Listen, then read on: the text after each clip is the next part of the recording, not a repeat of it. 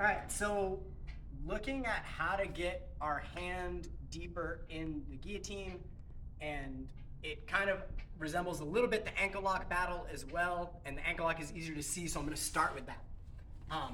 So when I'm here, in this kind of very basic configuration going after the ankle lock, and we get our hand in, and our hand is down covering, where our belt buckle would be.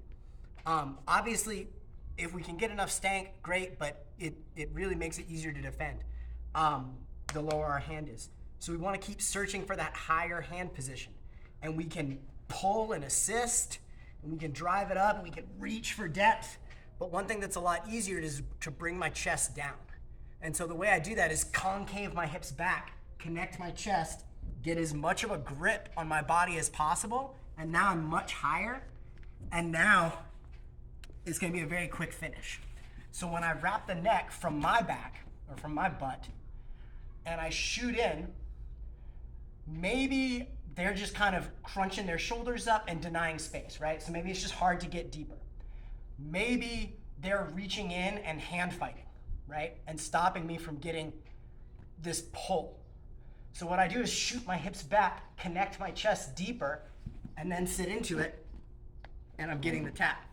So I'm tapping them out with my hand covering, almost reaching for my collarbone or higher, right? And when we talk about, low wrist position versus high wrist, which I think, Danaher came up with that terminology or stole it from somebody else, but it's a good way of looking at it. But just remembering that human bodies aren't light switches, right? We're not in an on position or off position. We're not low or high. There's a million little degrees in between. So any bit of depth that we can fight for is going to be helpful. So I shoot in my hand as deep as I can. Then I back my hips off, connect my chest lower, and finish. Now, if we're talking from top position, right back. Beautiful. So now I'm here on top position, right? I'm going to show it from both sides. So if I'm connecting, same thing. I want to get max depth, but that requires timing. That requires my opponent giving me the right look. So sometimes I'm not going to get as deep as I want. So I get in, boom, and I just cover my belt buckle, and that's it. Now I'm going to scooch my hips up and back, so my chest covers my hand. Now when I reseal, I'm going to get a quick tap. Same thing if they grab the hand. So I'm going to switch the angle so we can see it from the other side. But I shoot in, and I only get a little bit of depth. No worries. I drop my chest down.